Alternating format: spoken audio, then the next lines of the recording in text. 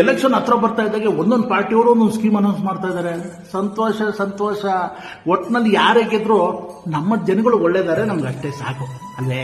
ಅದಕ್ಕೆ ನಂದು ಒಂದು ರಿಕ್ವೆಸ್ಟ್ ಇತ್ತು, ಈ ಗೌರ್ಮೆಂಟ್ ಹಾಸ್ಪಿಟಲ್ ಆಗ್ಬೋದು ಇಲ್ಲ ಪ್ರೈವೇಟ್ ಹಾಸ್ಪಿಟಲ್ ಆಗ್ಬೋದು, ಪೇಷಂಟ್ ಅಡ್ಮಿಟ್ ಆಗಿ ಟ್ರೀಟ್ಮೆಂಟ್ ಟೈಮಲ್ಲಿ ಅವನೇನಾದ್ರು ಸತ್ತೋಗ್ಬಿಟ್ರೆ ಈ ಪೇಷಂಟ್ ಕಡೆಯವರು ಹಾಸ್ಪಿಟಲ್ಗೆ ₹1 ಬಿಲ್ ಕಟ್ಟೋ ಆಗಿಲ್ಲ ಅಂತ ಒಂದು ಅನೌನ್ಸ್ಮೆಂಟ್ ಕೊಡಿ. ಇದರಿಂದ ಏನಾಗುತ್ತೆ ಗೊತ್ತಾ, ಅಟ್ಲೀಸ್ಟ್ ಆ ಡಾಕ್ಟರ್ ಅನ್ನಿಸ್ಕೊಂಡವನು ಪೇಷಂಟ್ ಪ್ರಾಣ ಉಳಿಸೋದಕ್ಕೆ ನಿಯತ್ತಾಗಿ ಪ್ರಯತ್ನ ಪಡ್ತಾನೆ.